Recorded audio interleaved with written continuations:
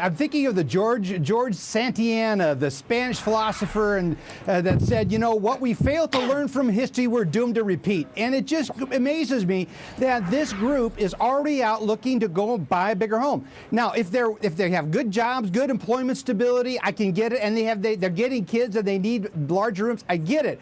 But man, I would be cautious right at this particular time to be moving up too quickly. Let's wait, give it a quarter. Let's see where this thing goes after the big proverbial fiscal cliff issue and see how we deal with that.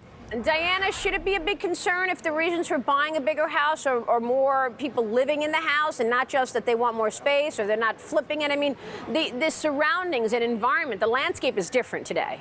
Well, right. We're talking a lot about multi-generational living. That is having your parents move in with you, not just having your kids, or having empty nesters. That is the kids moving back home after college. And that's part of the economy and part of the jobs picture also. We had a lot of baby boomers or older people who lost a lot of their equity in their homes and were unable to move out, to downsize, and are moving in with their families. So that speaks to this trouble in the economy, creating a need for larger houses. We see a lot of the home builders building these in-law suites just to cater to that. But again, let's take this with a grain of salt. This is a home builder who's doing this survey, and obviously the builders want to see bigger homes because bigger homes are more expensive, right? Fred, what do you think? Does the inability to get stated income or no doc loans take away the riskiness of upsizing? Again, it's a different environment, right? I mean, if a buyer is going to buy a bigger home, but they've proven they can afford it. Yeah, what you're finding out is you're getting multiple people going on the mortgage application so that they can combine all the income.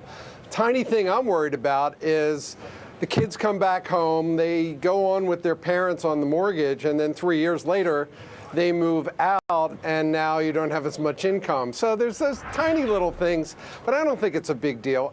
Now, I see this more of people wanting more space because of things like this.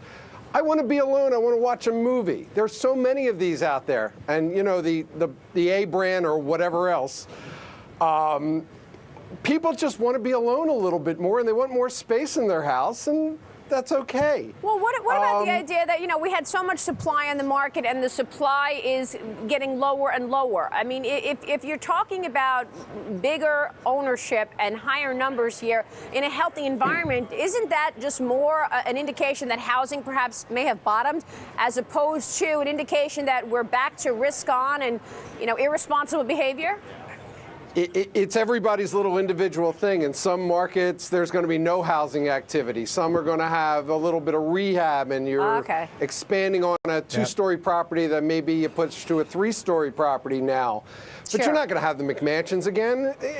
We could probably demolish 25,000 of them and across the United States, and nobody would feel it. People don't want that much. We'll leave it there. We'll keep watching this. Thank you so much. Such a critical part of the economic story. You. Thank you so much. Good to be Take with a you. short break, Happy and then fast cars, diamond-studded watches, luxury yachts. We'll 7